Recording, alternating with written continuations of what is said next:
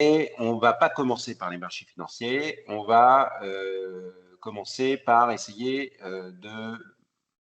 d'expliquer un peu, ou en tout cas de partager avec vous notre vision sur ce qui est en train de se passer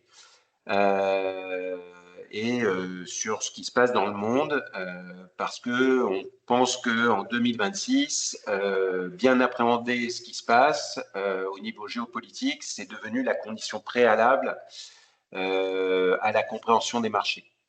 Donc, ce que vous allez entendre ce matin peut vous sembler très dense, j'avoue, parce qu'on va parler de géopolitique, on va parler de taux d'intérêt, on va parler d'intelligence artificielle, on va parler de dette privée, mais vous allez voir, en tout cas, on va essayer de vous expliciter pourquoi on pense que ce sont les facettes d'un seul et même phénomène, avec, on pense, un vrai changement de régime structurel.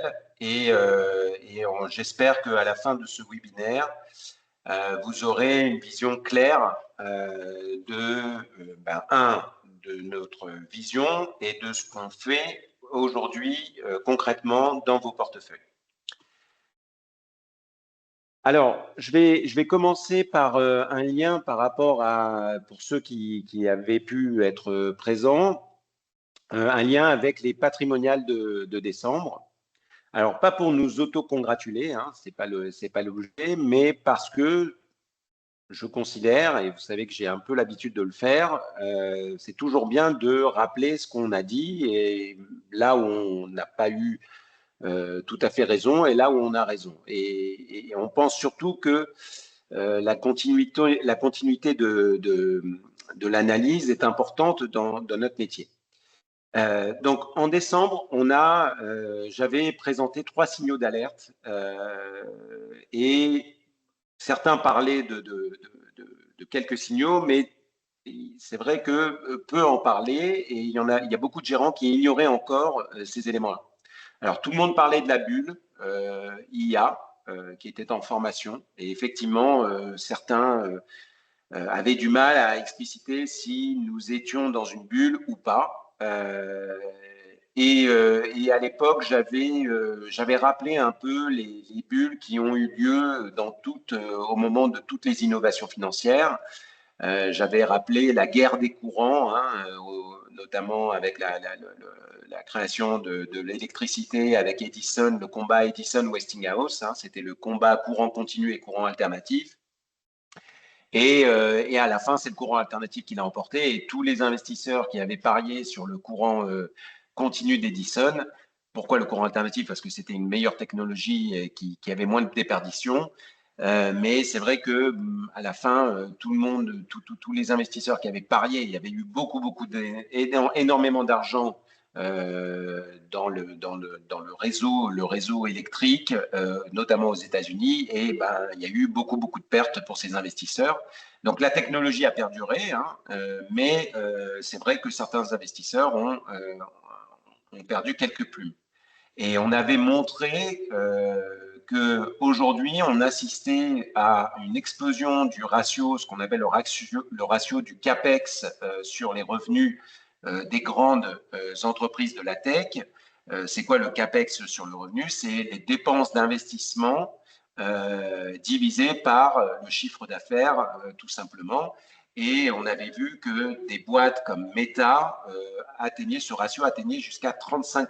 C'est-à-dire 35% de leur chiffre d'affaires était réinvesti, notamment pour répondre aux besoins de l'intelligence artificielle.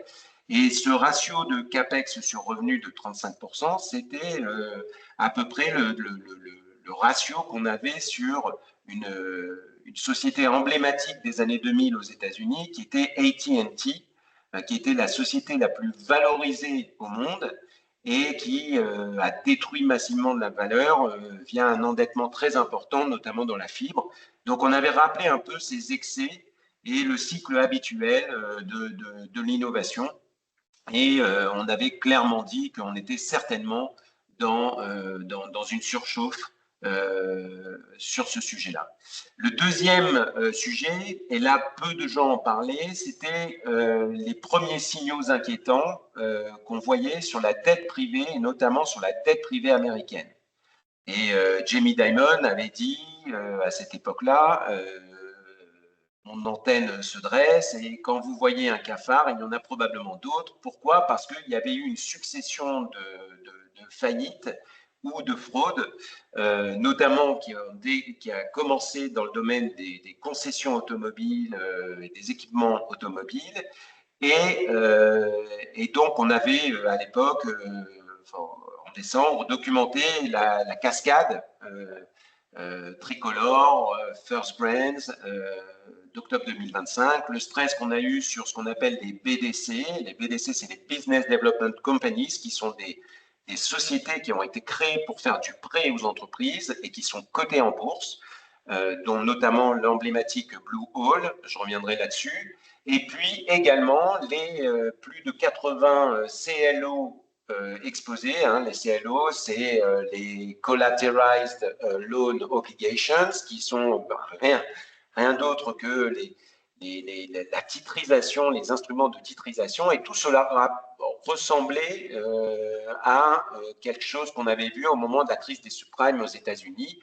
C'était à l'époque sur l'immobilier. Là, on est aujourd'hui dans le cadre des entreprises privées. Donc, 6 mois plus tard, ce qui est frappant, c'est qu'on a une étude de Bank of America qui a publié une enquête qui montre que 63% des gérants institutionnels considèrent maintenant la dette privée comme le risque systémique numéro un. Donc, c'est une confirmation massive de ce qu'on disait, que c'était effectivement un élément qui nous paraissait, on disait, est-ce que l'essentiel était d'ailleurs, parce que tout le monde était centré sur la bulle IA, mais c'est vrai que c'était des éléments qui appelaient, en tout cas, à une certaine attention. Et le troisième élément, c'est la concentration des actifs. On avait, mais là beaucoup de gens l'avaient souligné, c'est que les Magnificent Seven, hein, les Meta, Alphabet, Microsoft, Tesla, Amazon, etc., représentaient 30% environ de la capitalisation du S&P 500. Et donc, ça appelait à une certaine prudence. Et en fait, on voit qu'il y a aujourd'hui une défiance sur justement le montant des CAPEX. Hein. Vous regardez Microsoft qui a pourtant affiché des résultats à deux chiffres, enfin des résultats pardon, supérieurs au consensus. Microsoft a vu son cours baisser, a connu une baisse à deux chiffres malgré cela. Donc, c'est vraiment emblématique de ce retournement. Donc, ces trois avertissements, finalement, se sont tous matérialisés en moins de 90 jours.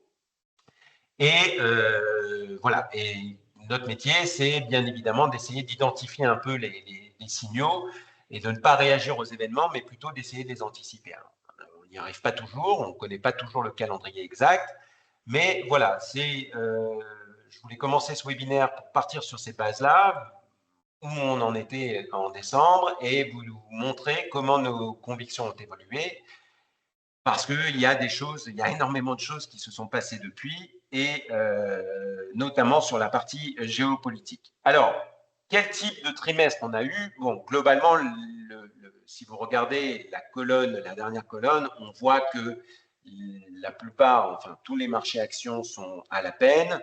On a des baisses relativement importantes sur le Nasdaq, puisqu'on a baissé de plus de 5% depuis le début de l'année.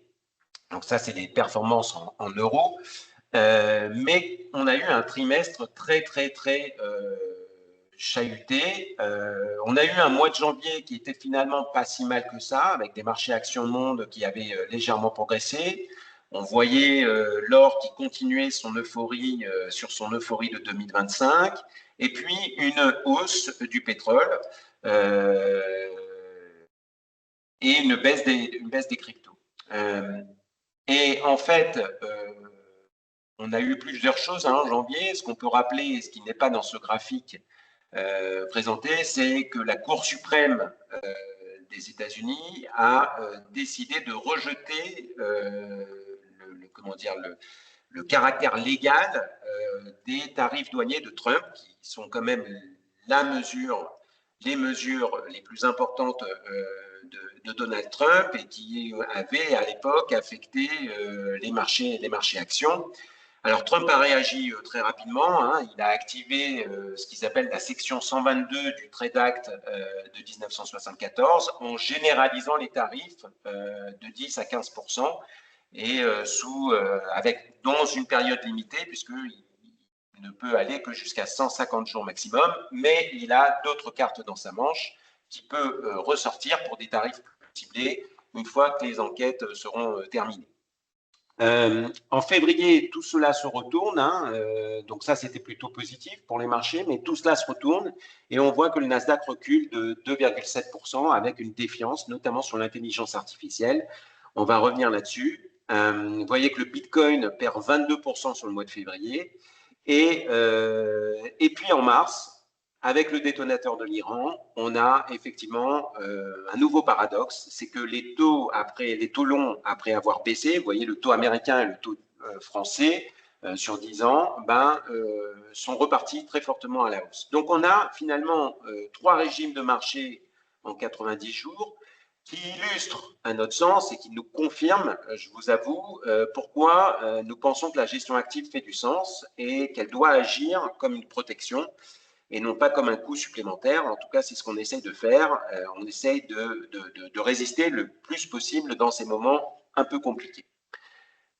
Alors, on va effectivement parler de géopolitique parce que finalement, c'est vrai que depuis 2008, les investisseurs ont pris l'habitude d'ignorer la géopolitique. À chaque fois qu'il y a eu effectivement des tensions sur le géopolitique, ça a duré un petit peu, mais finalement, les banques centrales effaçaient un peu tout. Et on pense que ce temps est révolu. On pense qu'en 2026, la géopolitique est redevenue le premier driver des marchés, avant les bénéfices des entreprises, avant même l'inflation, avant les banques centrales. Et donc, on pense qu'il faut bien appréhender ce qui se passe avant de parler d'allocation. Et c'est vrai qu'aujourd'hui, on peut dire que l'Amérique a repris la main. Je vais faire une référence à l'histoire, en fait, et notamment à la doctrine Monroe de 1823, qui a été perpétrée notamment en 89 avec George W. Bush et maintenant en 2026 avec Donald Trump. En effet, si je reviens en 89, il faut savoir qu'il y a 4 ans, enfin le 3 janvier 90, c'est-à-dire 4 ans avant l'arrestation de Maduro, il s'est passé exactement la même chose au Panama, où Manuel Noriega a été arrêté par la DEA, et c'est donc 36 ans, jour pour jour, avant ce qui s'est passé sur Maduro, qui a subi le même sort au Venezuela. Ce n'est pas une coïncidence. On pense que c'est la même mécanique qui est à l'œuvre. Noriega, à l'époque, avait passé des décennies à jouer le double jeu. Il travaillait à la fois pour la CIA d'un côté, mais il renseignait aussi Cuba et la Libye de l'autre. Et en fait, il croyait que cette ambiguïté le protégeait.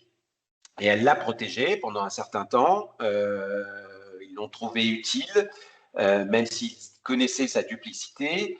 Et il n'a plus été utile à partir du moment où la guerre froide s'est terminée. 89, c'est la destruction du mur de Berlin, c'est la fin du RSS. Et George Bush, à l'époque, avait besoin aussi d'une victoire. Et donc, effectivement, il a sous-estimé cet élément-là. Et à l'époque, Noriega a été arrêté avec une intervention similaire. Ils avaient mobilisé là, beaucoup plus de soldats, hein, 27 000 soldats à l'époque, et ils ont effectivement arrêté Noriega le 3 janvier 90. Maduro a reproduit exactement la même erreur. Il avait construit un système de protection assez sophistiqué. Il avait même, voilà, il s'était moqué de Donald Trump. Quel était son système? Il avait mis en place un accord de financement avec les Chinois. Les Chinois avaient prêté entre 60 et 67 milliards au Panama, et comment dire, en contrepartie, le Venezuela lui vendait à la Chine du pétrole à très bon marché. Donc ça, c'est la première chose. Il y avait aussi une collaboration pardon, avec la Russie et également avec Cuba, où là, carrément, le pétrole était livré, était quasi gratuit, et en échange, Cuba offrait des services de sécurité au Venezuela. Donc, Maduro croyait que cette architecture le rendait intouchable, sauf que ce qu'il n'avait pas compris, c'est que la National Security Strategy de 2026 de Trump, elle revient à cette doctrine Monroe qui vise à faire de l'hémisphère occidental une priorité absolue pour les États-Unis, avec une influence totale, et qui s'introduit et s'immisce dans cet hémisphère sera repoussé. Et comme Noriega, avec l'URSS qui se terminait, ses protecteurs avaient d'autres problèmes. La Russie est empêtrée dans sa guerre en Ukraine. La Chine, elle, avait des problèmes de ralentissement économique important et de crise immobilière.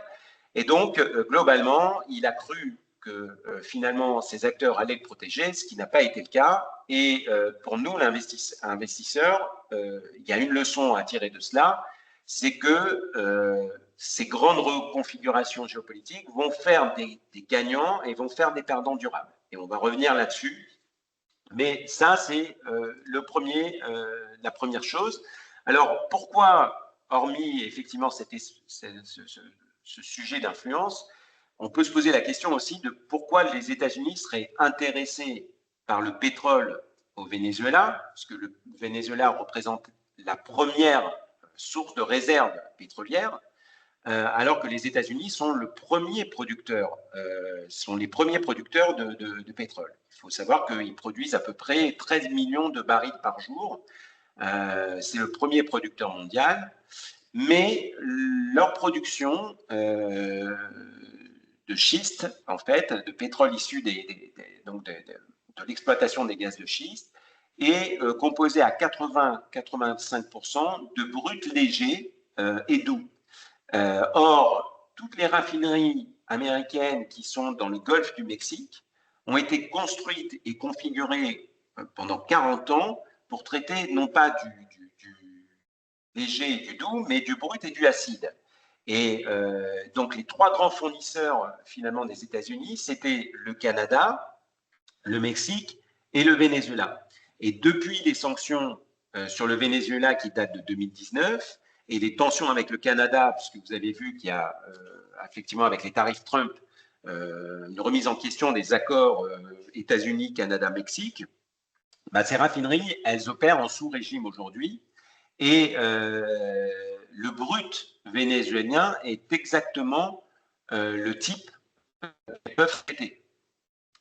Le problème, c'est que reconfigurer ces raffineries, ça représente des années et des milliards. C'est 5 à 7 ans pour reconfigurer ce type de raffinerie, et ça coûte à peu près entre 3 à 5 milliards. Donc, c'est clairement pas viable pour eux de reconfigurer en pétrole, en raffinerie pour le pétrole brut léger. Donc, c'est pour ça que le pétrole vénézuélien intéresse toujours les États-Unis. Et derrière cette intervention, on a identifié, en tout cas nous, 5 objectifs géostratégiques. Premièrement, c'est la disruption de l'approvisionnement chinois, du pétrole chinois. Comme je le disais, la Chine avait prêté 60 à 67 milliards au Venezuela depuis 2007, et ils avaient vraiment le pétrole à très bas coût.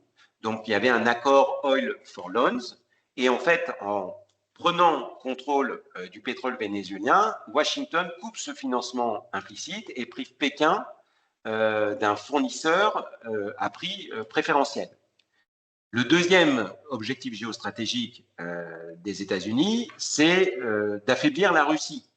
Parce qu'aujourd'hui, il faut savoir les spécialistes disent que le budget fédéral russe, il s'équilibre autour d'un pétrole à 70-75 $. Alors aujourd'hui, on est très largement au-dessus avec la crise en Iran, Mais si l'offre mondiale, on peut aller un peu plus loin et voir sur le moyen terme, si l'offre mondiale augmente structurellement via le Venezuela et potentiellement via l'Iran, qui est la troisième réserve mondiale de pétrole, la pression baissière sur les prix du pétrole va affaiblir les revenus pétroliers russes. Et aujourd'hui, ce sont vraiment le principal, la source de financement principale de l'effort de guerre russe. Le troisième élément, c'est l'étranglement économique de Cuba. Cuba qui est déjà dans une situation très compliquée. Il faut savoir que Cuba recevait environ 53 000 barils par jour du Venezuela, à des conditions, comme je le disais tout à l'heure, très favorables. Mais l'économie cubaine est en crise. Et sans ce carburant, elle entre dans un effondrement accéléré. Et là aussi, en pointe de mire, il y a effectivement pour Donald Trump la volonté de mettre Cuba à plat. Le quatrième élément géostratégique, c'est d'avoir plus de flexibilité et de réduire la dépendance au Moyen-Orient et au Canada. En effet, je le disais tout à l'heure, l'approvisionnement canadien avec les tarifs douaniers c'est devenu complexe et il y a une volonté aussi de Washington de gagner de la latitude politique dans la région du Moyen-Orient et d'être moins dépendant de l'Arabie saoudite. Et on l'a vu d'ailleurs, si vous avez fait attention, ces derniers temps, le ton de Donald Trump a changé vis-à-vis du prince.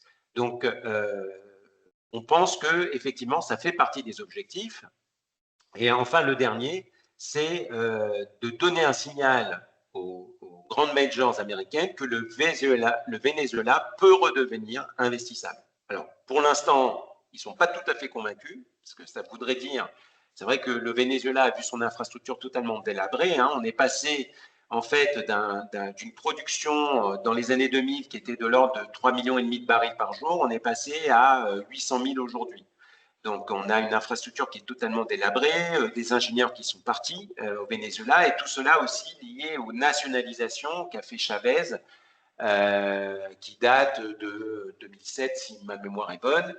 Et donc, les grands dirigeants des grandes majors pétrolières, et notamment Darren Woods, qui est le patron de ExxonMobil, a dit clairement que le Venezuela n'était pas investissable aujourd'hui, et donc la rampe de production sera longue. Donc, on pense qu'à moyen terme, il peut y avoir une source de désinflation parce qu'avec une offre plus importante de pétrole, mais ça va prendre un peu de temps pour que ça se concrétise. Alors, le détonateur qui a fait chuter les marchés, effectivement, c'est l'opération Epic Fury qui a été lancée le 28 février. Alors, la séquence des événements, on l'a vu, c'est en janvier, on a eu des protestations massives en Iran qui étaient les plus importantes depuis la révolution islamique. Il y a eu le contexte, c'est quoi? C'est que l'économie iranienne est en récession, sous l'effet combiné à la fois des sanctions et de la corruption du régime. Et cette nouvelle génération, la génération Z, comme on l'appelle iranienne, qui est née après la révolution, a manifesté massivement pour des libertés civiles et la répression a été violente, hein, des dizaines de milliers de morts selon les organisations des droits de l'homme. Et on a vu en parallèle une accumulation des forces américaines dans la région. On sait qu'il y a eu la guerre des 12 jours qui visait les centrales nucléaires l'année dernière, mais là, on voyait s'amasser pas mal de forces américaines et des porte-avions dans les bases du Golfe. Et pour nous, ça a été un signal d'avertissement, je reviendrai là-dessus. Et le 28 février, donc là aussi, 4 ans jour pour jour après le déclenchement de la guerre en Ukraine, donc c'est une date qu'on va retenir aussi, il y a l'opération Epic Fury qui est lancée contre l'Iran. Et l'objectif affiché, c'est de démanteler les capacités nucléaires et balistiques iraniennes et de provoquer un changement de régime. Bon. L'histoire nous montre que lorsqu'il y a ce type de choc, on l'a vu assez régulièrement, a 3 décennies d'exemple, la guerre du Golfe en 90, l'Irak en 2003, la Libye en 2011. Globalement, il y a toujours un choc qui est relativement plus ou moins long, un choc qui crée une prime de peur géopolitique, et cette prime de peur a tendance à se dégonfler. Et elle s'articule comment? Souvent dans cette région par des hausses de taux obligataires, par la hausse du pétrole, et ensuite elle se normalise. Et donc, ça crée, selon nous, des fenêtres d'opportunité, et c'est cette fenêtre qu'on va exploiter, nous, dans nos portefeuilles, en revenant notamment sur les obligations souveraines et le haut rendement, où les taux d'intérêt sont beaucoup montés, et on reste convaincu qu'on est face à un incident qui restera limité dans le temps. On espère avoir raison, on n'espère pas que la guerre va durer 8 ans comme elle a duré avec l'Irak. C'est vrai que les Iraniens sont plutôt résilients, mais on a plutôt ce sentiment qu'on est sur un choc de prime de peur géopolitique.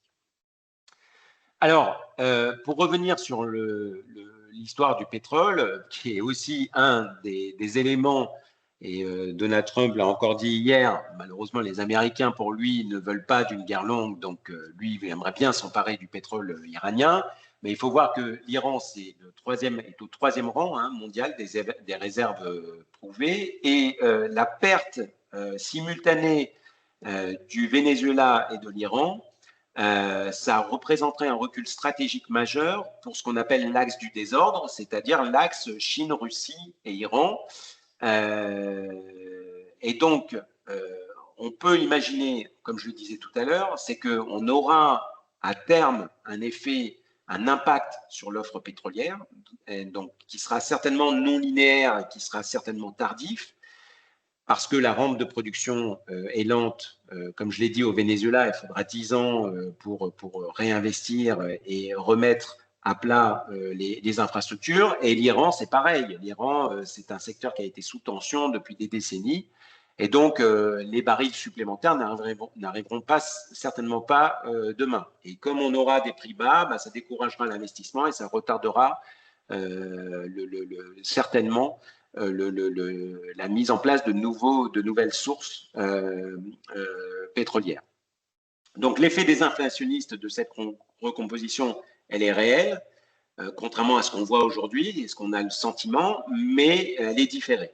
À court terme, c'est la prime de risque géopolitique qui domine, c'est pour ça que les taux d'intérêt sont montés, c'est pour ça qu'il y a des craintes inflationnistes, mais à moyen terme, on pense qu'il y a une vraie pression baissière sur les prix de l'énergie et que ça renforcera la désinflation, ce qui serait une bonne nouvelle pour les obligations. Donc, ce qu'on vit aujourd'hui, ce n'est pas une crise de plus, on pense que c'est une vraie recomposition de l'ordre mondial. Alors, je vais revenir maintenant sur la macroéconomie et sur le paradoxe des taux longs. Mais avant toute chose, j'ai intitulé ce transparent l'avertissement de Burry. Burry, c'est Michael Burry, le célèbre gérant qui a été mis en valeur par le film The Big Short. J'en avais parlé en décembre. C'est qui? C'est celui qui a shorté les subprimes avant tout le monde en 2007. Et sa thèse fondamentale était simple. C'est qu'il décelait plusieurs fragilités structurelles sur le marché immobilier américain et qui se combinaient et qui, selon lui, allaient créer une crise systémique que le marché ignorait totalement à l'époque. Et en 2026, il a identifié également des nouvelles fissures, 4 piliers qui sont selon lui fissurés et qui pourraient effectivement avoir un impact sur les marchés. Le premier, c'est la valorisation extrême des marchés. Alors, je ne vais pas rentrer dans le détail, mais le cap de Shiller à 38,55. Bon, en gros, c'est le ratio cours sur résultat ajusté des cycles. C'est le deuxième plus haut niveau historique après les années 2000. Il faut savoir que dans les années 2000, on était à environ 44. Et pour vous donner un ordre d'idée, sur 150 ans, la moyenne historique est plutôt à 17. Ça veut dire qu'aujourd'hui, on est plutôt de l'ordre de 38,55 fois les bénéfices. On paye les sociétés ce type de multiple. Et qu'est-ce que ça veut dire lorsqu'on a ce type de niveau très important, très élevé? Ça veut dire que les rendements attendus, les performances attendues des marchés actions seront certainement très basses. Et d'ailleurs, les études de Shiller montrent qu'à ce niveau-là, on peut même avoir sur les 10 prochaines années une performance annualisée négative, une performance annualisée ajustée de l'inflation négative des marchés actions. Donc, ce n'est pas une prédiction de crack, mais c'est une indication que les performances des marchés actions seront décevantes sur les 10 prochaines années par rapport aux attentes actuelles.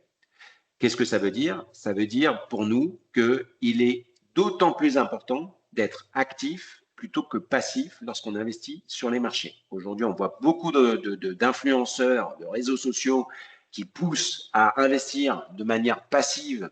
C'est-à-dire, on investit régulièrement sur les indices et donc des ETF qui répliquent des indices, et je vais revenir sur ce sujet-là. Le job est fait. Nous, on ne pense pas. On pense qu'effectivement, on est là justement pour contrôler, maîtriser le risque et être là au moment où ça secoue un peu.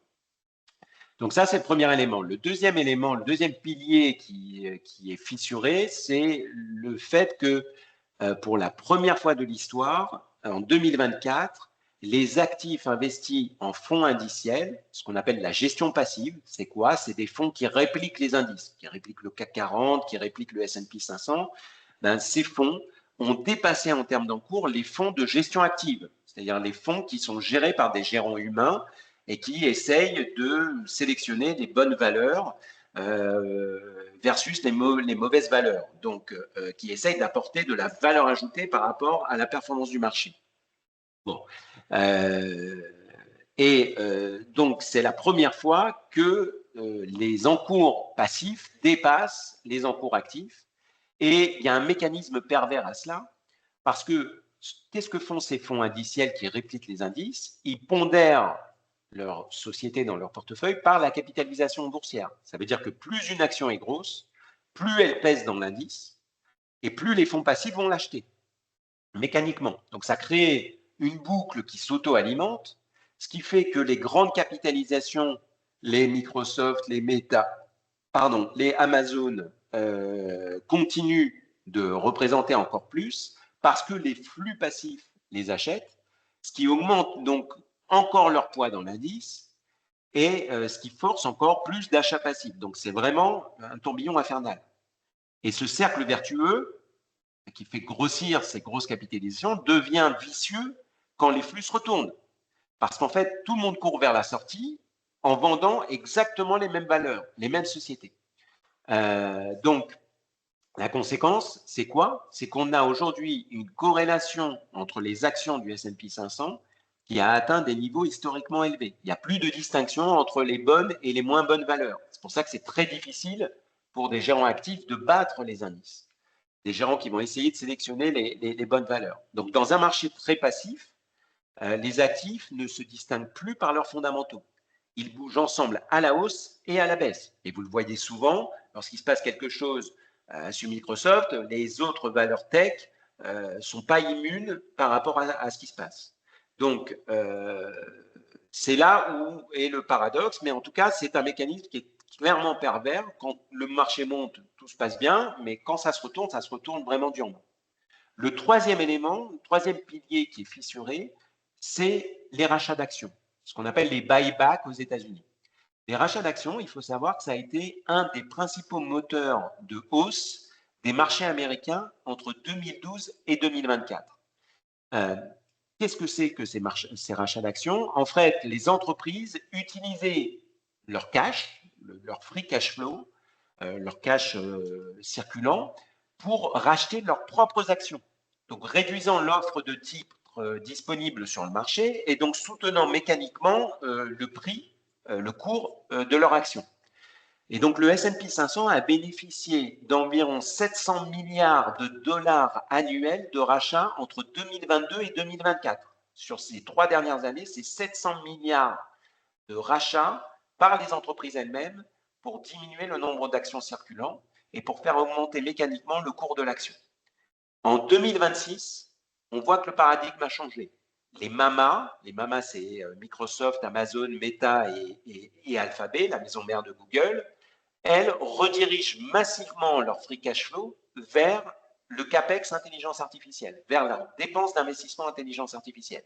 Elles vont même aujourd'hui jusqu'à se financer en émettant du papier obligataire, ce qu'elles ne faisaient jamais. Donc, ils ont aujourd'hui, Microsoft, Meta, Alphabet, ils ont tous réduit significativement leur programme de rachat d'actions par rapport à 2023 et 2024.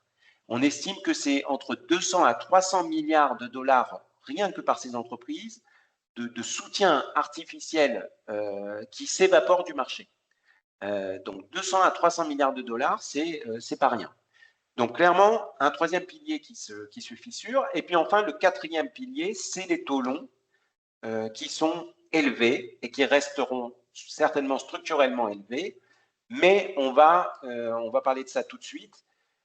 Mais globalement, ce que je veux dire par là, c'est que, et là où Michael Burry a effectivement identifié des choses qui mettent en difficulté le marché, c'est que on peut avoir un des sujets, c'est-à-dire avoir un des piliers qui se fissure, ça c'est gérable, mais lorsqu'on a les quatre ensemble, en plus avec des chocs géopolitiques simultanés, on est clairement dans une structure qui est fragilisée. Alors, je reviens sur les taux longs d'intérêt. Donc, les taux longs d'intérêt, c'est le paradoxe financier de 2026. C'est que on a vu que les banques centrales ont toutes baissé leurs taux. La Banque centrale européenne plutôt en 2024. La Banque centrale américaine a continué en 2025. À partir de septembre 2025, enfin depuis septembre 2025, ils ont baissé de 0,75%. Excusez-moi.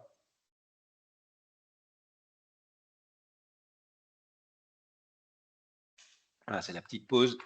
Et en fait, ce qu'on voit, c'est que bien que les taux courts aient été baissés par les banques centrales, les taux longs, eux, ont augmenté. Ce qu'on vous montre, c'est la variation pour chaque pays des taux d'intérêt longs, des taux d'intérêt 30 ans, entre décembre 2024 et mars 2026. Et donc, c'est un vrai changement de paradigme parce que pendant 40 ans, entre 82 et 2022, on avait plutôt des taux longs qui avaient tendance à baisser, et ce qui a créé une formidable bulle, enfin, formidable hausse pour les marchés obligataires, puisque quand les taux d'intérêt baissent, le prix des obligations en circulation a tendance à augmenter, puisqu'elles offrent des taux d'intérêt, les obligations passées offrent des taux d'intérêt plus élevés que les obligations nouvelles. Donc, c'est une déconnexion entre les taux courts et les taux longs, ce qu'on appelle la prime de terme, c'est-à-dire que une compensation, les investisseurs demandent une compensation supplémentaire pour prêter sur plus long terme, et ce qui est en fait revenir à la normalité.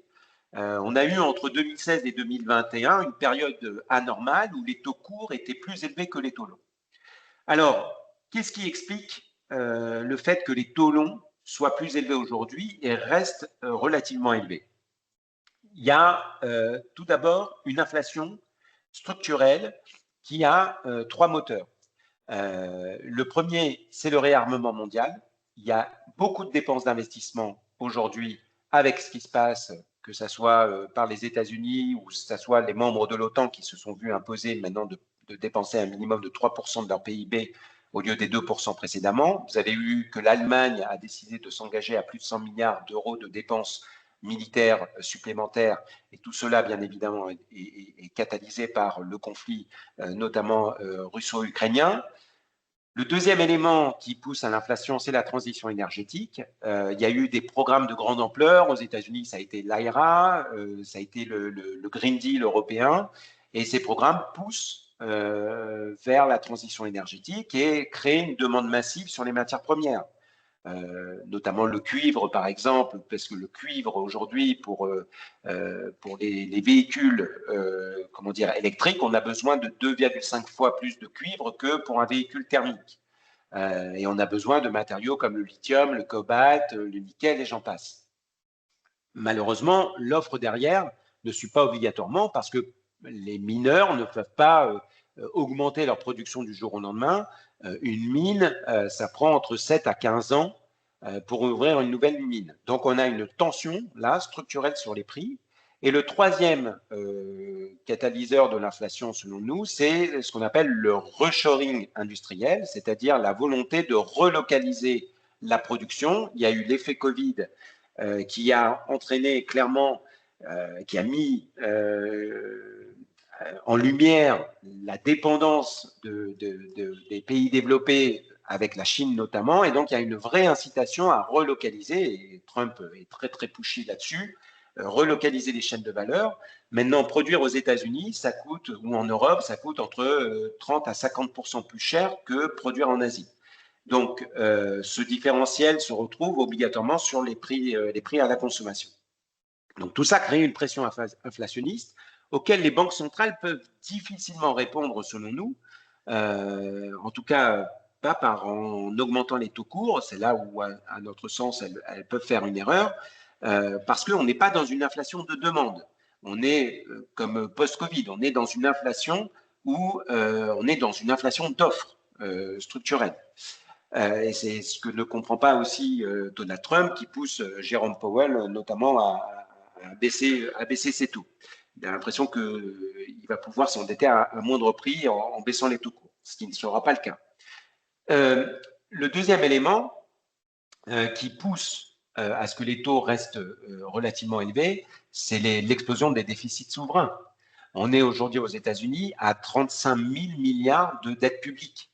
Le Trésor américain doit émettre environ 2 000 milliards de papier, de nouveaux treasuries par an, net des remboursements. Donc, c'est une pression haussière constante. Ils sont sans arrêt obligés de diffuser du papier. Et en plus de ça, aujourd'hui, certains investisseurs se retirent de ce marché. Donc, il y a une vraie pression sur les taux. La France, vous le savez, elle est en déficit à 5,8% du PIB en 2025. La cible en 2026, c'est 5,4%. Et elle est en procédure de déficit excessif de l'Union européenne. L'Italie, on est avec une dette à 140% du PIB. C'est-à-dire que chaque point de hausse des taux italiens, ça coûte environ 14 milliards de charges annuelles supplémentaires pour l'Italie. Et j'en passe. Le Royaume-Uni, depuis l'épisode en 2022 de la première ministre Truss, qui avait cru bon de lancer un plan Marshall alors que le Royaume-Uni est fortement endetté, la défiance vis-à-vis des obligations britanniques est toujours de mise. Et enfin, il y a eu un élément aussi très important que pas beaucoup de gens ont identifié, c'est le signal japonais. Et peu de gens l'ont bien appréhendé. Le taux 30 ans japonais, comme vous pouvez le voir sur ce graphique, est passé de 2,28 fin 2024 à 3,7.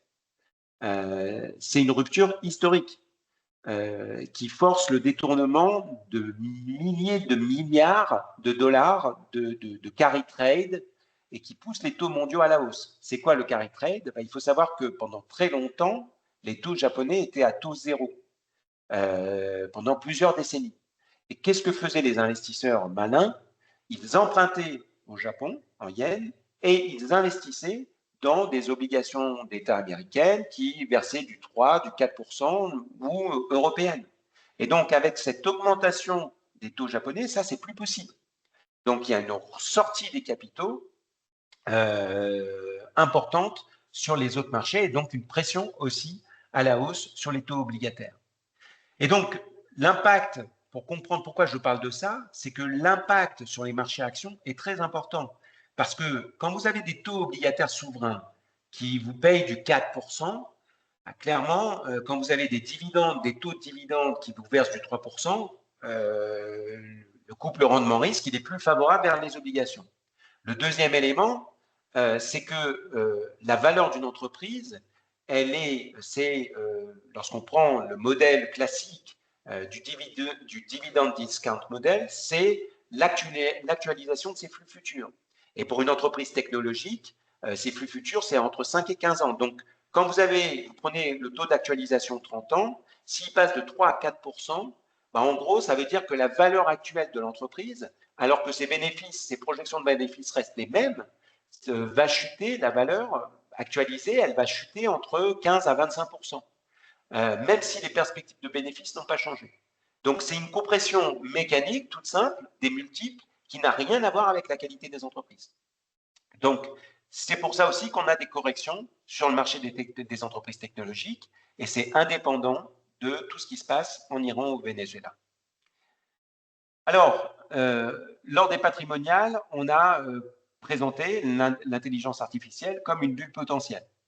On s'est appuyé, comme je le disais en introduction, sur la guerre des courants entre Edison et Westinghouse, sur les cycles historiques d'innovation. Hein, ça a été le cas pour les chemins de fer. À chaque fois, il y a eu effectivement une purge, même si la technologie est restée. Et 3 mois plus tard, faut croire que le marché nous a donné une réponse, alors qui n'est pas complètement brutale, mais qui est clairement avec une certaine défiance, pas sur l'intelligence artificielle elle-même, parce que la technologie, elle est réelle, mais sur les valorisations et sur les flux. Donc, c'est ce qu'on va décortiquer. Et la première chose qu'on va faire ensemble, c'est de parler d'OpenAI, parce que c'est vraiment la société qui a introduit l'intelligence artificielle au commun des mortels en lançant ChatGPT fin 2022. Alors, j'ai voulu faire le parallèle pour ceux qui voilà, ont quelques cheveux blancs avec ce qui s'était passé sur les navigateurs avec Netscape. Alors, je ne sais pas si vous vous rappelez, mais Netscape était vraiment le premier navigateur emblématique qui avait été lancé par Marc Andreessen, qui est devenu aujourd'hui un des plus grands investisseurs en capital risque. À l'époque, il avait 22 ans et il avait créé Netscape. Et en 4 mois, Netscape était devenu globalement le navigateur et capturait 75% du marché en 4 mois. Et l'introduction en bourse de Netscape, ça n'a pas duré très longtemps, hein, puisque vous voyez que dès août 95, ils se sont introduits en bourse. Elle s'est faite à 2,9 milliards de dollars, alors que Netscape ne gagnait pas d'argent à l'époque. Il y avait 0 dollar de profit. Donc, à l'époque, Bill Gates, qui était patron de Microsoft, a compris la menace existentielle et a réorienté tout Microsoft vers Internet. Et la stratégie de Microsoft, c'était vraiment d'embrasser cette nouvelle, l'Internet, et de le rendre plus simple d'utilisation. Et donc, ils ont lancé Internet Explorer 1.0. Ils l'ont lancé à 49 dollars. Et à cette époque-là, il y a eu 0 adoption.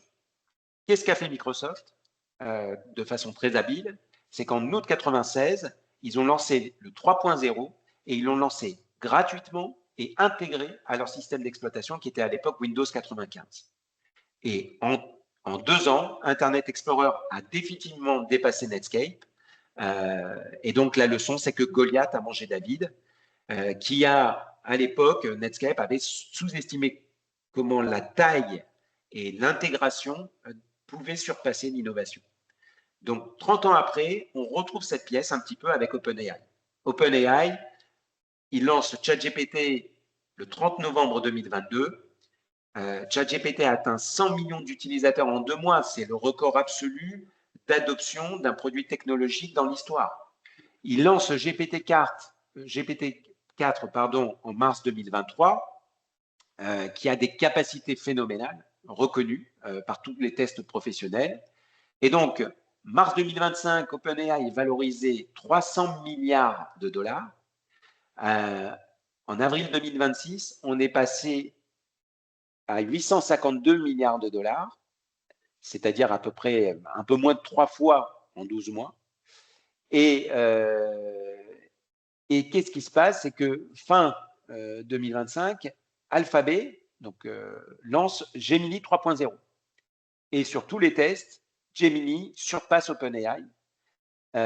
Et on commence à voir le même pattern que la même situation que ce qu'on voyait sur Microsoft avec Internet Explorer. C'est-à-dire que le géant établi rattrape le challenger grâce à ses ressources et à son intégration. Alphabet, c'est Google Search, c'est YouTube, c'est Android, c'est le cloud, c'est même ses propres processeurs. Et donc, OpenAI est obligé à la fin de l'année de déclarer son propre code RAID interne Code Red qu'avait mis en place Google au moment du lancement de ChatGPT, voyant vraiment une menace sur le moteur de recherche et sur les revenus publicitaires de ChatGPT, de Google. Donc, ce qu'on voit aussi, c'est que là, tout récemment, OpenAI perd des parts de marché et surtout, ils ont réduit leur projection de dépenses de 1400 milliards de dollars à 600 milliards de dépenses jusqu'en 2030. Donc, c'est une réduction d'à peu près 60% en quelques mois. C'est un signal fort. J'en avais parlé au moment des patrimoniales. J'avais dit le premier qui réduit ses dépenses d'investissement en IA sera perçu, ça sera perçu soit comme une avancée intéressante parce que finalement un retour vers des choses un peu plus saines, soit une inquiétude pour le marché qui se dit finalement il y a peut-être des perspectives de revenus qui ont été totalement exagérées sur l'intelligence artificielle. Et dans le même temps, on voit que Oracle et SoftBank, qui ont beaucoup investi dans OpenAI, ont vu leur cours fortement chuter. Oracle a perdu 58% et SoftBank 44%. Donc la question, c'est de se dire qu'est-ce que va devenir OpenAI. Nous, notre analyse, c'est que potentiellement, elle peut soit se faire acheter par un Microsoft qui aujourd'hui est bien positionné parce que Microsoft détient 27% d'OpenAI et a des votes, des droits de préférence, ou Apple qui a pour l'instant évité d'investir massivement dans l'intelligence artificielle, peut-être pour se positionner, pour acquérir un actif qui serait dévalué par un choc important. Donc la technologie de l'intelligence artificielle, elle est réelle, mais la valorisation d'OpenAI à 852 milliards, alors qu'il n'y a pas de compte audité, c'est précisément, on retrouve précisément l'enthousiasme qu'on avait eu de Netscape lorsqu'elle a été introduite en bourse et valorisée à 2,9 milliards de dollars en 96. Vous noterez qu'on passe de 2,9 milliards aujourd'hui, des montants à 852 milliards. Excusez-moi.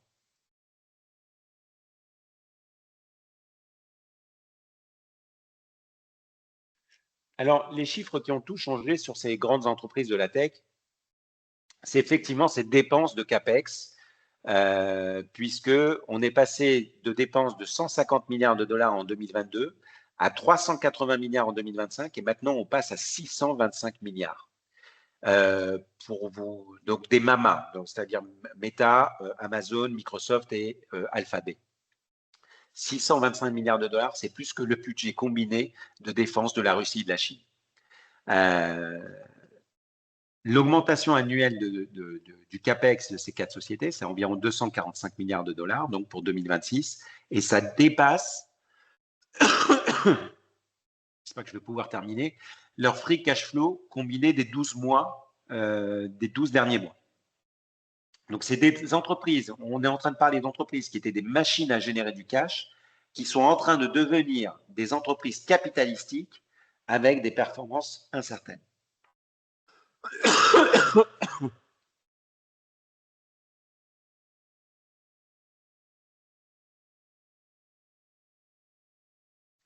C'est le problème du direct. On ne peut pas faire pause. Bon. Alors,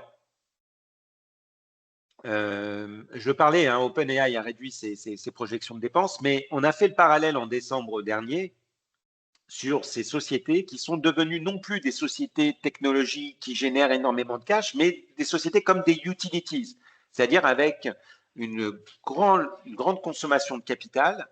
À l'époque, comme je disais, ça ressemble plus à des utilities de type AT&T en 2000, qui était la société la plus valorisée au monde et qui s'est fortement endettée dans les années 2000 dans la fibre et qui s'est écroulée.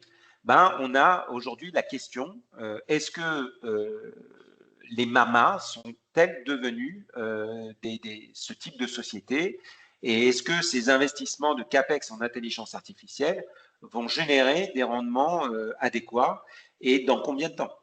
Et vous voyez que depuis la présentation de décembre, ces dépenses ont fortement augmenté pour l'ensemble de ces sociétés-là.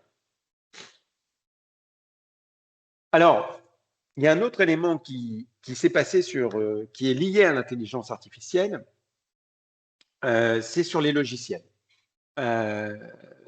Johnson Huang avait dit en 2017 à sa conférence développeur que le logiciel mangeait le monde, mais que l'intelligence artificielle allait manger le logiciel.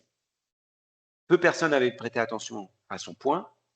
Et ce que vous voyez ici, c'est la performance du S&P 500 en noir et la performance de l'indice, enfin de l'ETF qui réplique l'indice des logiciels américains. Et ce qu'on voit, c'est que depuis septembre 2025, il y a eu une baisse, une chute de 35% depuis le pic atteint en septembre. Pendant ce temps, vous voyez que le S&P 500 n'a pratiquement pas bougé sur cette période-là. Qu'est-ce qui s'est passé? Ce qui s'est passé, c'est qu'il y a eu une panique, une peur, et qui est, à notre sens, ce qu'on peut dire directionnellement juste, mais elle est exagérée dans son ampleur. Les craintes sur ce qu'on appelle le SaaS, c'est-à-dire le Software as a Service, c'est-à-dire l'abonnement, les abonnements annuels, les sociétés qui reposent sur un abonnement annuel dans le cloud sur les softwares, repose sur deux mécaniques réelles. La première, c'est que l'intelligence artificielle générative peut répliquer des fonctionnalités à coût marginal, quasi nul, et donc ce qui abaisse les barrières à l'entrée. C'est-à-dire qu'on va être potentiellement capable de remplacer ces logiciels finalement avec l'intelligence artificielle. Et le deuxième élément, c'est que l'intelligence artificielle agentique, c'est-à-dire la mise en place d'agents qui automatisent les tâches humaines, menace les modèles de tarification par utilisateur. Mais on pense qu'il y a du vrai dans cette crainte, mais par contre qu'il y a un excès de réaction. La réalité opérationnelle résiste, en effet, parce que les grandes entreprises changent lentement leur système, les coûts de migration, les flux de travail personnalisés, les intégrations de données créent des frictions que les marchés ont, selon nous, sous-estimées. Donc, on pense que la prime de valorisation du SaaS est morte, mais que l'industrie, elle n'est pas morte. Donc, c'est une correction de valorisation, mais ce n'est pas une disparition d'industrie. On pense que le logiciel continue de manger le monde, on aura toujours besoin des logiciels, mais qu'il ne mérite plus les multiples de 2021. Et c'est dans cet espace entre la panique légitime et l'opportunité réelle qu'on va chercher des points d'entrée. Alors, je vais faire une petite pause, si vous permettez. Je vais essayer. Voilà, 2 minutes, je reviens tout de suite.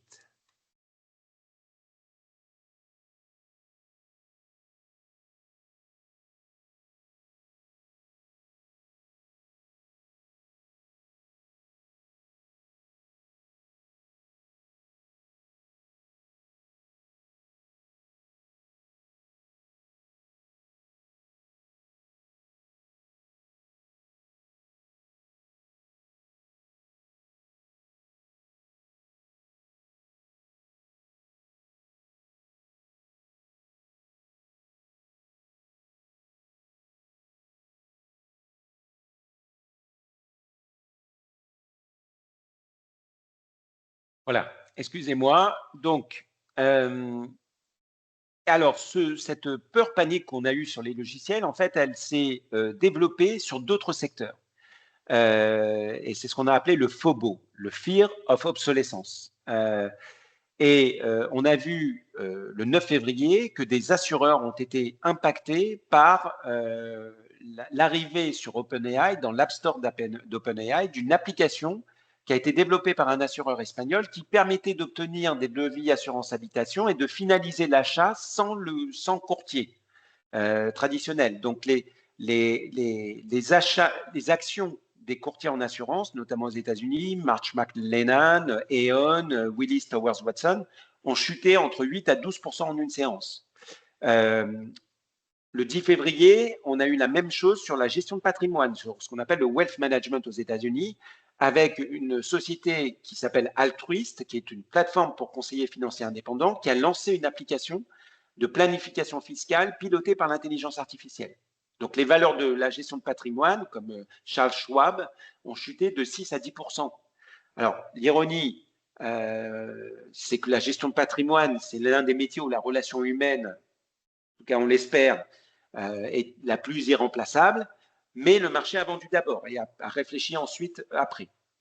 Un des éléments frappants aussi, c'est IBM. IBM, qui est un dinosaure de l'informatique, a vu son cours baisser à 2 chiffres sur la nouvelle que Claude Code d'Anthropic peut analyser des programmes faits au langage COBOL, qui est un vieux langage, pour faciliter la migration de ces programmes COBOL qui sont souvent à 80% sur des gros serveurs IBM, des gros ordinateurs, vers des serveurs moins coûteux. Et il faut savoir que IBM a tout construit sur le COBOL depuis les années 60. C'est des milliards de lignes de code et c'est souvent des systèmes qui sont dans les systèmes bancaires, les systèmes d'assurance et les systèmes même gouvernementaux. Donc là, IBM a été touché. Mais notre analyse, c'est que la réaction, elle est plutôt indiscriminée. Elle ne distingue pas les entreprises dont le modèle est réellement menacé et celles dont les coûts de migration protègent les revenus. Et c'est exactement ce type d'excès qu'on veut mettre en valeur avec cet exemple. Par exemple, entre Adobe et Workday. Adobe a perdu 60% depuis son pic 2021. Aujourd'hui, elle est valorisée 11 fois. Vous savez, Adobe, c'est le logiciel utilisé par les designers de photos, de vidéos, qui aujourd'hui est mise en question parce que DALL-E, Midjourney, Sora, toutes ces intelligences artificielles, elles peuvent générer des images et des vidéos de qualité professionnelle en quelques secondes. Alors que ça prenait des heures pour un designer expert. Adobe a intégré son intelligence artificielle dans ses propres logiciels, Firefly, mais en fait, ça a cannibalisé finalement ses propres abonnements premium. Donc, aujourd'hui, Adobe est valorisé 11 fois les bénéfices, ce qui peut sembler très attractif, mais les entreprises peuvent être bon marché pour de bonnes raisons. Et la question clé, c'est de se dire, est-ce que le modèle de revenu de Adobe peut-il tenir dans 5 ans? Si un designer peut faire en 5 minutes avec DALL-E, qui prenait 2 heures dans Photoshop, avec un abonnement de Photoshop de 55 €, je crois, par mois, c'est sincèrement, on peut se poser la question. Et en plus de ça, on voit que les dirigeants de Adobe n'investissent pas dans leurs propres actions à 11 fois les bénéfices. Il n'y a pas ce qu'on appelle d'insider trading.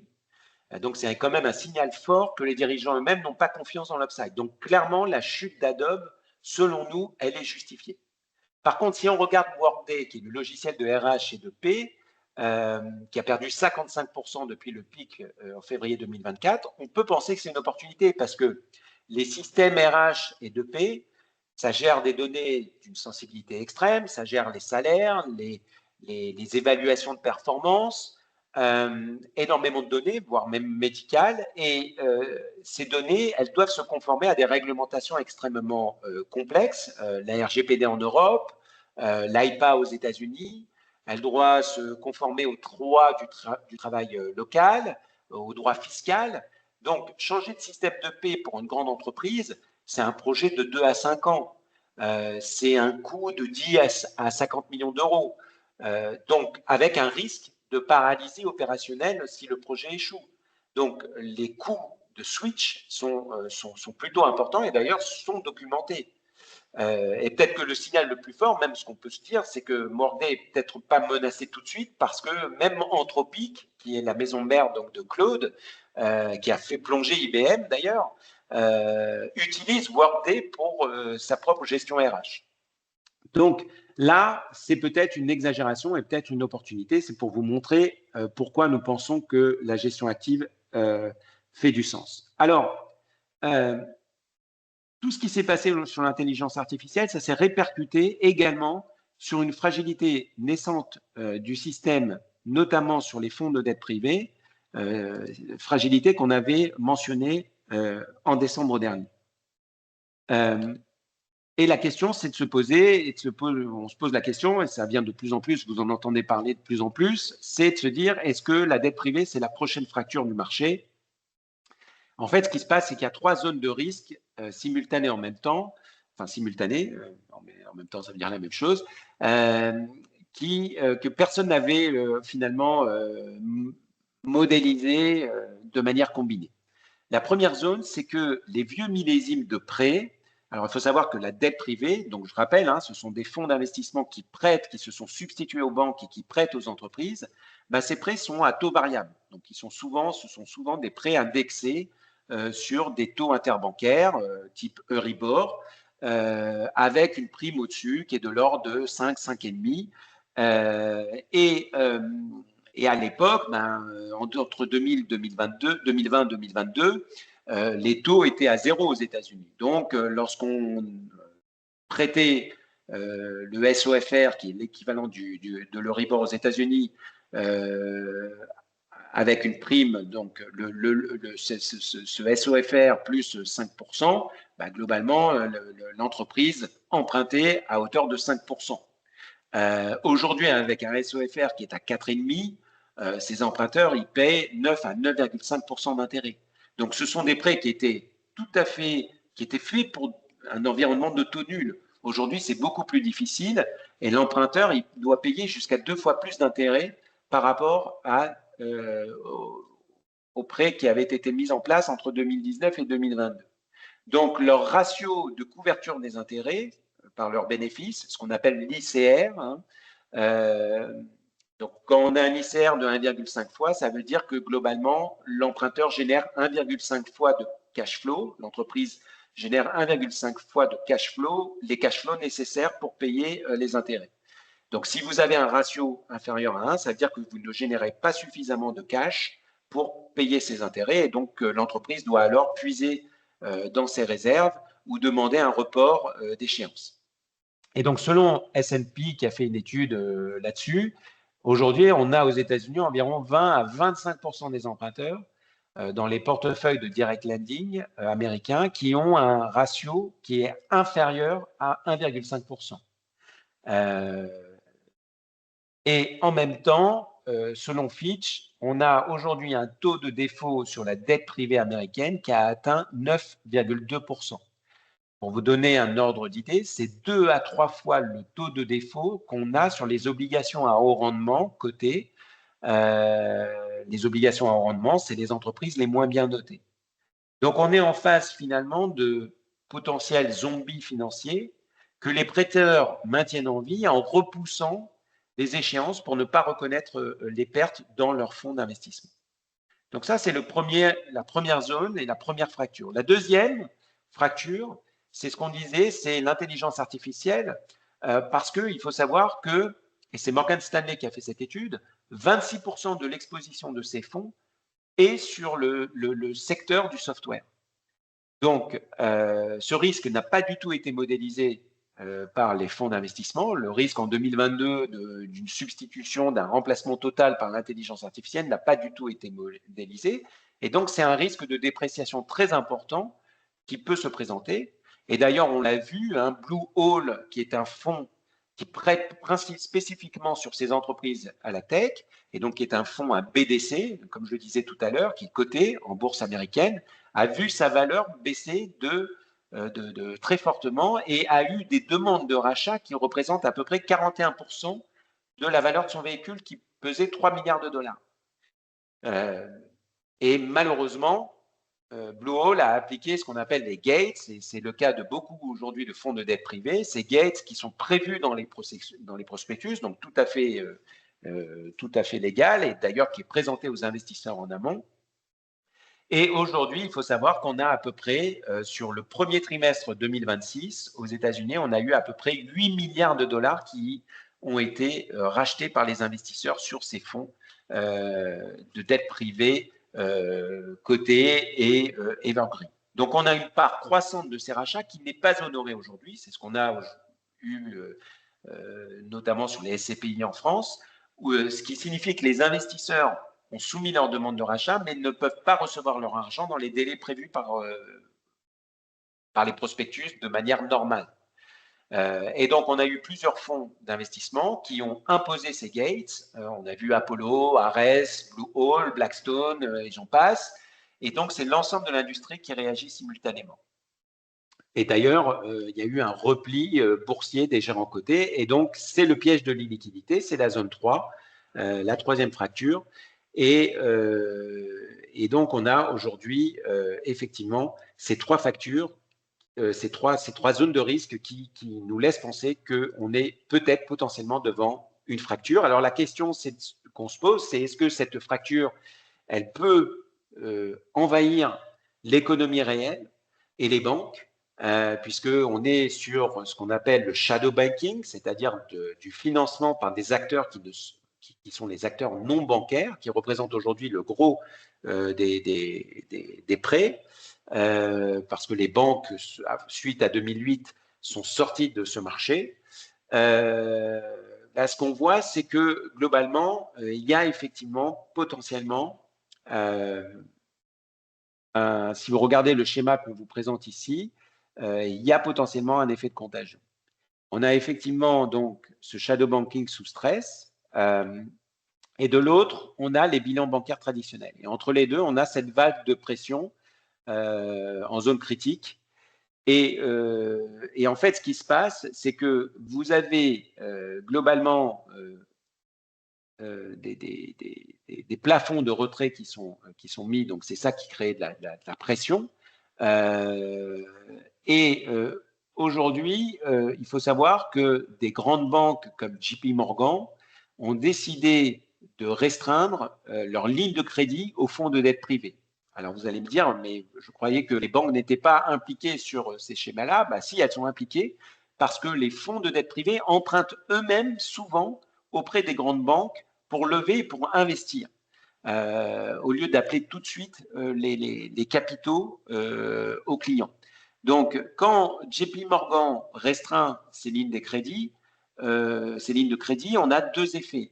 On a les fonds qui ne peuvent plus financer facilement leurs nouvelles originations, les nouveaux prêts, et certains fonds qui avaient utilisé du levier pour amplifier les rendements, et donc certains fonds utilisent des leviers très importants, doivent le rembourser en créant des fentes forcées d'actifs. Donc, quand on a le plus grand banquier américain, JP Morgan, qui ferme le robinet, c'est vraiment un signal qu'il existe quelque chose qui se passe dans les coulisses. Et la synthèse de tout ça, c'est que la liquidité qui avait été vendue comme une caractéristique des fonds semi-liquides se révèle en fait être une illusion. Et on a une contagion qui peut voyager vers les bilans bancaires traditionnels. D'ailleurs, les banques régionales américaines, celles dont le bilan varie entre 10 et 100 milliards, aujourd'hui qui ont massivement accordé des lignes de crédit à ces business development companies. Si ces business development companies ne peuvent plus rembourser, elles subissent également des pertes. Donc, elles peuvent être amenées à restreindre leur capacité de prêt et ça peut finalement se transmettre à l'économie réelle. Donc, on a potentiellement effectivement un effet de contagion. Maintenant, quand les médias parlent de crise dans la dette privée, ils parlent du shadow banking américain. Et il ne faut pas mettre l'Europe et les États-Unis dans le même panier. Ce n'est pas la dette privée européenne sur laquelle nous avons travaillé majoritairement, et notamment à travers le fonds d'Ares Evergreen, qui est un fonds dit semi-liquide, mais sur lequel nous avons toujours alerté que c'est un fonds, effectivement, on vous disait, même s'il offre une liquidité mensuelle, on vous disait, écoutez, essayez d'avoir un horizon de 18 mois parce que on peut imaginer qu'en période de stress, on ait des gates qui soient imposés. Maintenant, c'est un fonds qui fait 4 milliards d'euros. Et pour vous refléter un peu pourquoi ce fonds est assez différent de ce qui se passe aujourd'hui sur la dette privée américaine, permettez-moi de partager une expérience avec un exemple d'un client réel qui a investi sur ce fonds-là en novembre 2024, selon nos recommandations, et a investi 100 000 euros dans ce fonds. Et au 31 décembre 2025, sa position valait 110 661 euros entre la valorisation de son actif et les distributions, puisque avait investi sur une part qui distribuait, les distributions perçues par les intérêts payés par les entreprises à ce fonds-là. Donc, on a fait à peu près 9,2% de performance annualisée sur ce fonds, ce qui est exactement dans le haut de la fourchette objectif du fonds. Alors, pourquoi ce fonds est différent des problèmes dont les médias parlent? Tout d'abord, c'est parce que le fonds, il est 100% européen. Il y a zéro exposition au Business Development Company américain. 94% de la dette de ce fonds, c'est de la dette senior sécurisée. Ça veut dire qu'on est un émetteur, un créancier de premier rang dans la structure de capital. Que ce qu'on appelle le loan to value, le ratio d'endettement, il est de l'ordre de 38%. Ça voudrait dire que la valeur des actifs du fonds ARES doit chuter de plus de 62% pour qu'ARES perde un seul euro. Donc, ça, c'est un élément de protection importante. Et puis, en plus de ça, aujourd'hui, à l'heure d'aujourd'hui, on vous parle, sur les 345 entreprises auxquelles le fonds a prêté, il y a zéro défaut.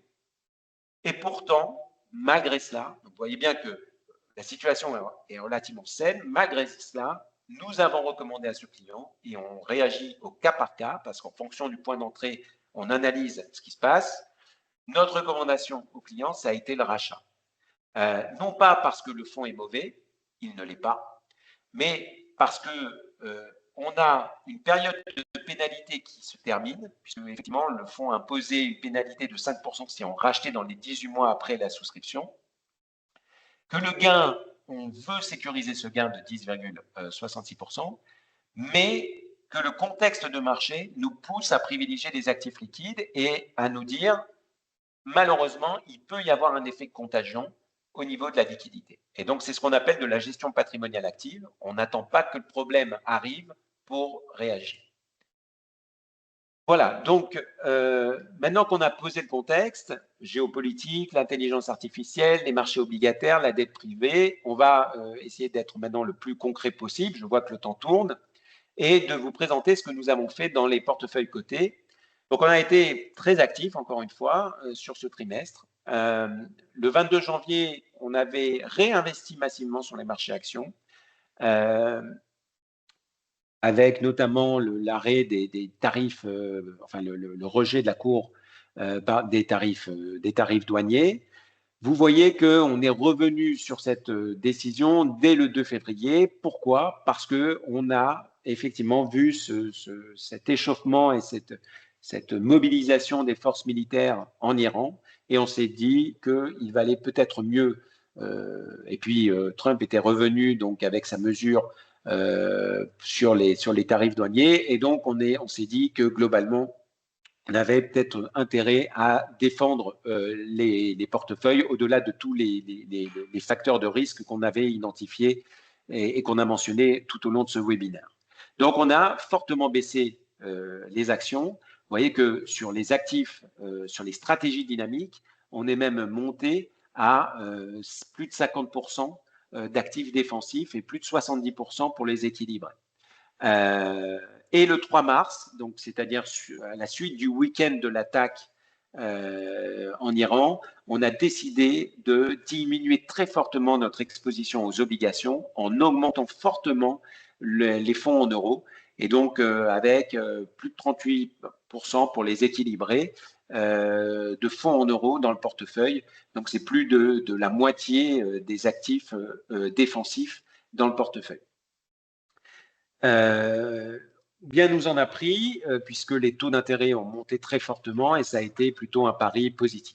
Alors, je ne vais pas rester trop longtemps là-dessus, mais c'est vrai qu'il y a deux marchés qui nous paraissent, notamment le marché européen, qui nous paraît subir une accumulation de vents contraires dans le contexte actuel.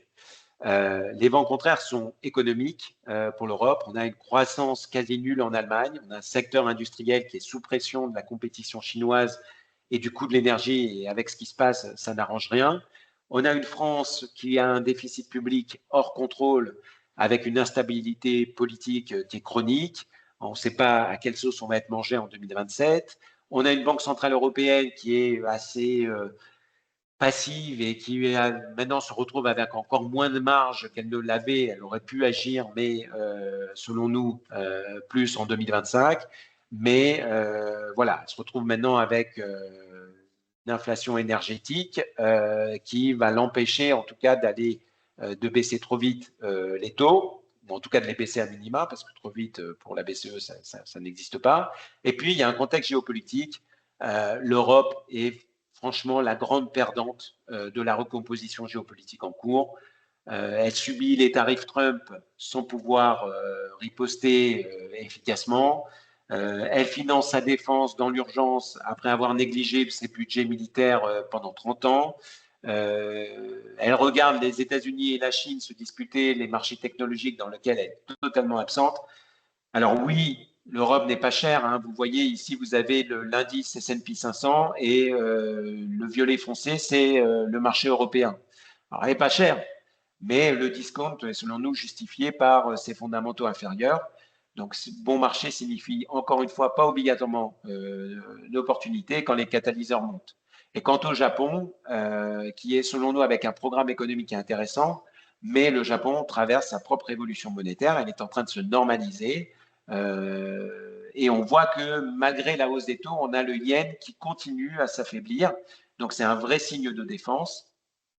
Donc voilà, je veux être honnête, sur l'Europe, malheureusement, on sait que cette conviction, elle est inconfortable pour beaucoup de nos clients qui ont des actifs immobiliers, des actifs professionnels, des actifs financiers en France et en Europe. On ne dit pas que tout baisse, on dit simplement que le rapport risque-rendement est franchement très peu attractif et en tout cas ne justifie pas, selon nous, une surpondération. On avait surpondéré l'Europe et notamment les pays nordiques l'année dernière. Ça a été un pari très positif, mais globalement, on pense que voilà, on est sur le continent qui souffre le plus.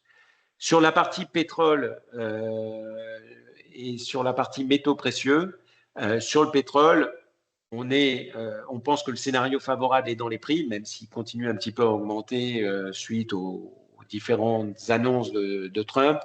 Mais ce qu'on voit, c'est que globalement, ce que vous montrez ici, vous avez les positions longues et les positions courtes en prune des spéculateurs, des fonds hedge funds, des fonds spéculatifs.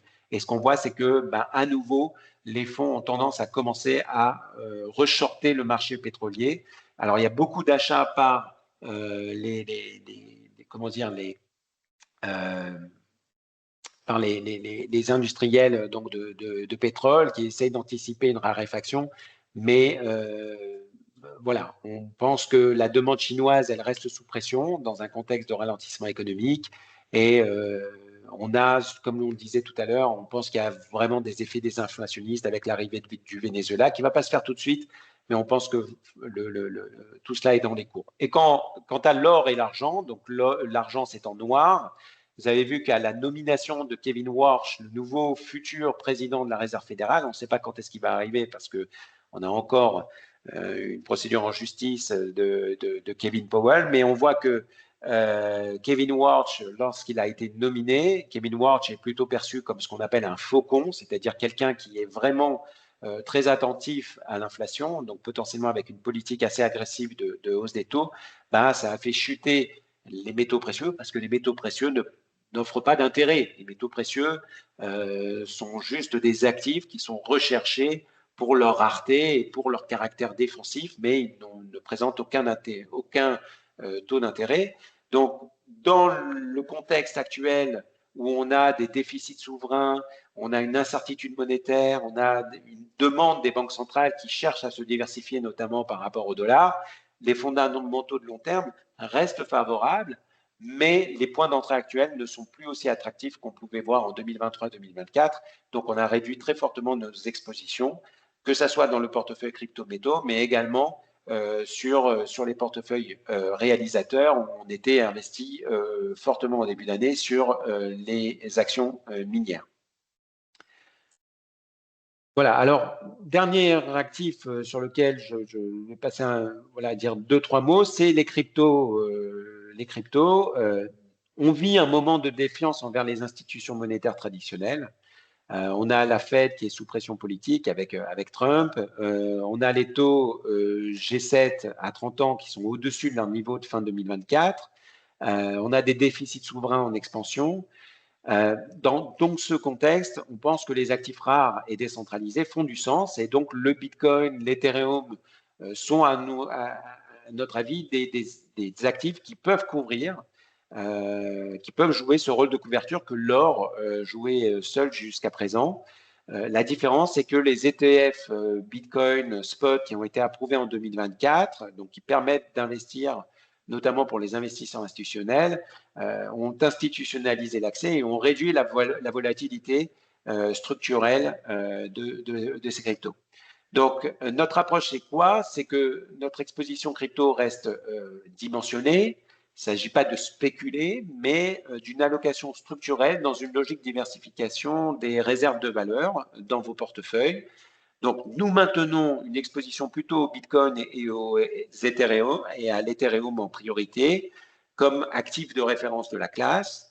Et notre conviction, elle est renforcée par le fait que les crypto-monnaies, finalement, ont montré une certaine résilience au mois de mars lors du choc iranien, avec une décorrélation partielle qui valide, selon nous, le rôle de diversification patrimoniale. Donc, je sais que certains d'entre vous ne sont pas très à l'aise avec ces actifs-là, c'est légitime, mais encore une fois, notre approche n'est pas celle d'un spéculateur, c'est celle d'un allocateur patrimonial qui, on reconnaît que le monde est en train de se transformer et c'est pour ça qu'on positionne une partie limitée de votre patrimoine, mais réelle, dans cette transformation.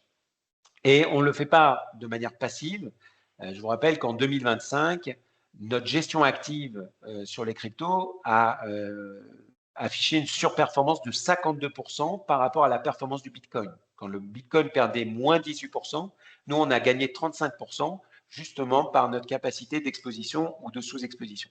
Alors, on n'a pas toujours raison, encore une fois, c'est un risque à prendre, mais on est plutôt satisfait de ces résultats. Enfin, donc sur les obligations, j'en ai parlé. Je pense qu'il y a une fenêtre d'opportunité à court terme sur les obligations et c'est pour ça qu'on va se repositionner dessus. Donc, pour conclure, avant de parler de nos résultats, pour conclure, 3 leçons qui finalement, j'espère que vous avez vu le fil rouge. On a un rapport de force qui prime toujours donc au niveau géopolitique. Noriega et Maduro ont fait la même erreur. Finalement, c'est le Goliath qui l'a emporté et ça crée des gagnants et des perdants durables et ça a un impact dans vos portefeuilles. La deuxième leçon, c'est que l'intelligence artificielle, oui, la technologie gagne, mais on peut avoir des sociétés qui peuvent souffrir de cette intelligence artificielle. Et la troisième leçon, c'est qu'au-delà de l'insolvabilité de certaines entreprises, c'est la liquidité qui tue plus vite. On l'avait mentionné en décembre et c'est ce qui est en train de se passer. Donc, ce n'est pas des sujets qui sont séparés, c'est un seul et même changement de régime. Et avec un coût du capital qui remonte structurellement.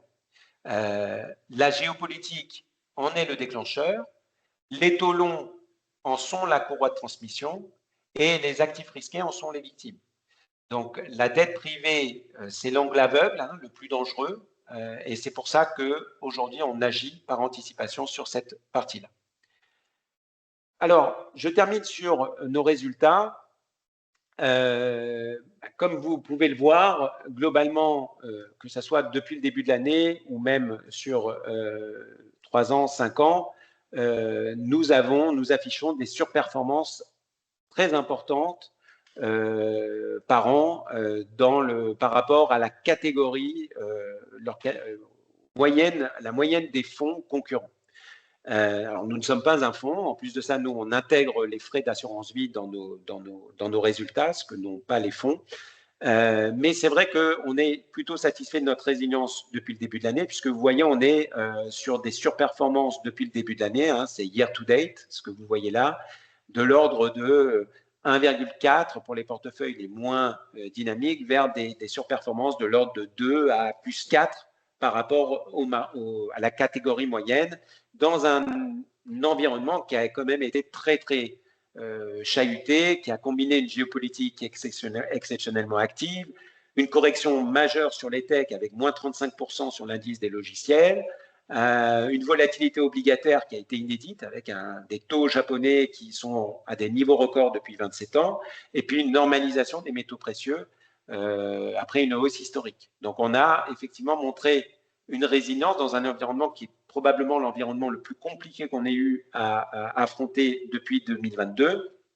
Et ce qui est important pour nous, et on va fêter les 10 ans de notre gestion depuis mon implication donc, auprès d'Anna chez Carmony, enfin c'était AGH Conseil, mais qui est devenu Carmony en 2020.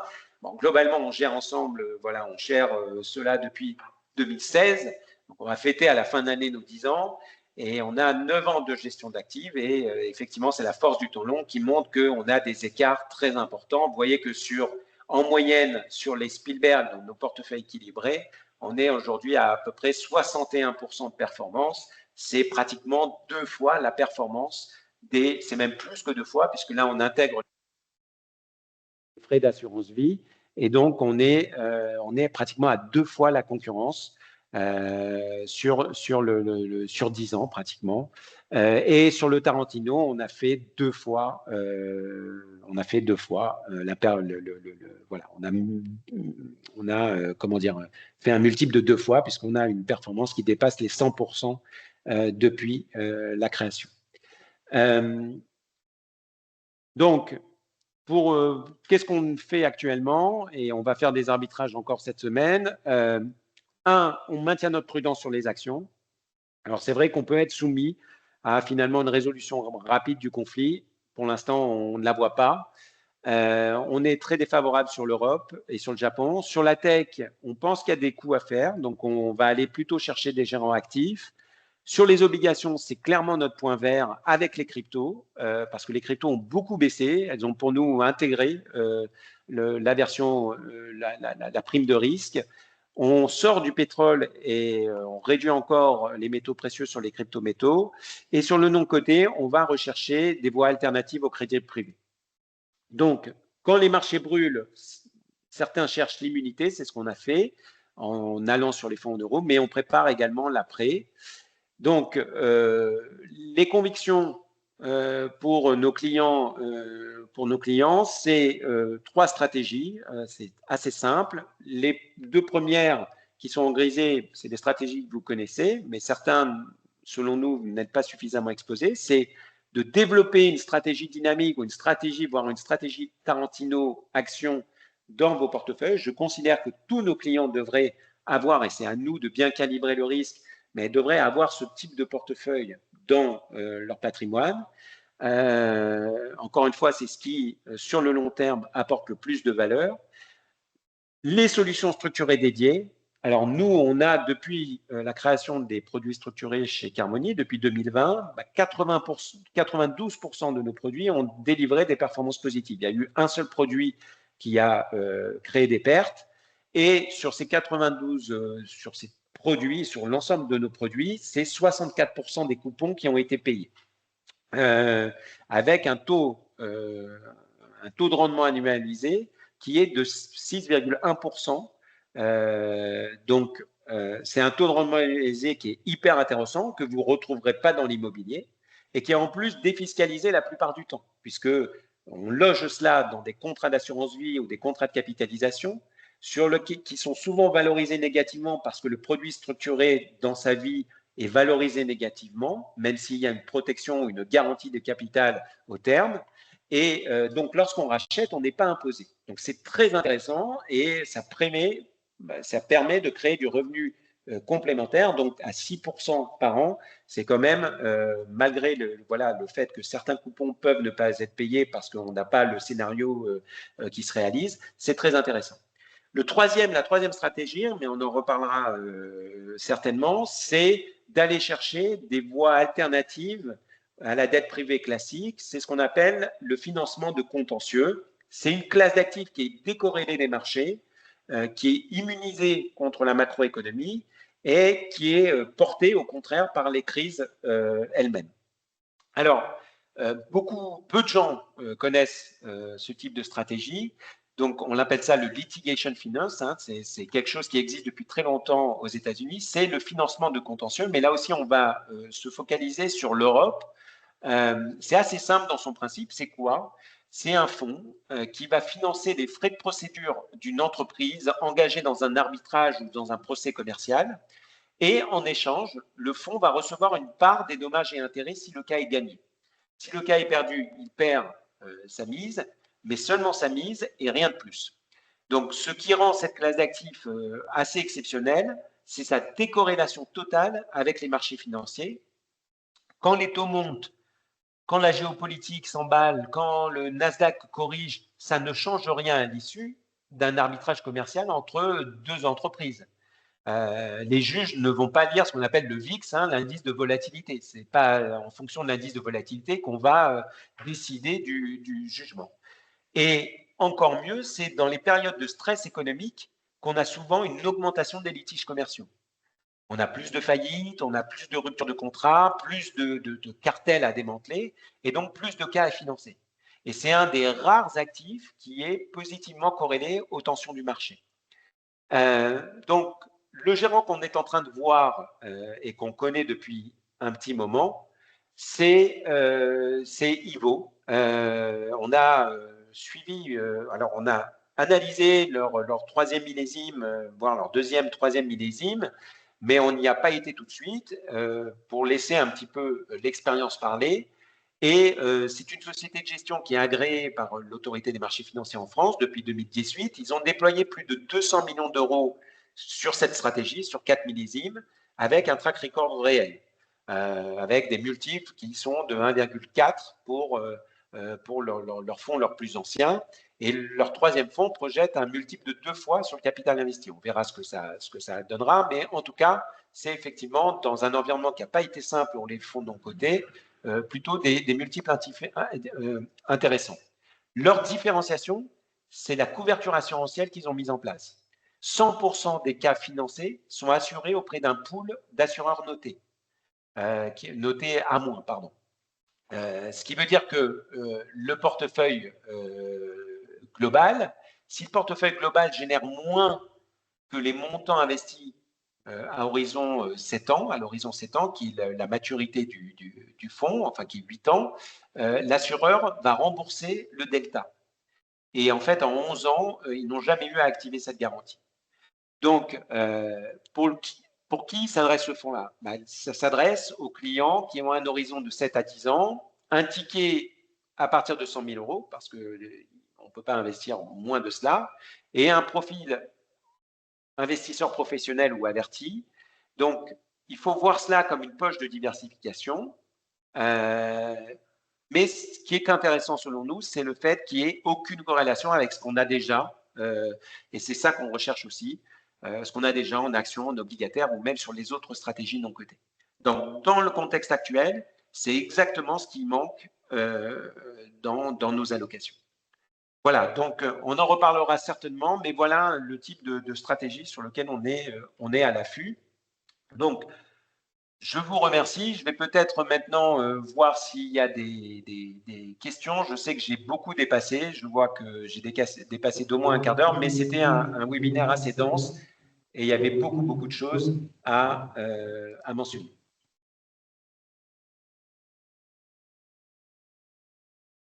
Alors, je ne sais pas s'il y a des… On a effectivement perdu quelques personnes sur l'heure du déjeuner, si j'ose dire, qui se sont exprimées et qui ont dû nous quitter. Et je ne vois pas, en tout cas, je ne crois pas avoir vu de questions par ailleurs, mais n'hésitez pas si vous en avez. Bon, très bien. Mais en tout cas, oui, vous pouvez m'envoyer vos questions par email. Je vous remercie. Désolé d'avoir été si long. On voulait effectivement voilà, présenter les choses qui ne sont pas simples, mais comme vous avez pu le voir, on a effectivement, je pense, identifié un certain nombre d'éléments et on espère voilà, échanger avec vous sur tous ces sujets très, très vite. Je vous souhaite un bon appétit parce que c'est l'heure et, À euh, et, bientôt. je vous, et je vous dis à très bientôt. Au revoir.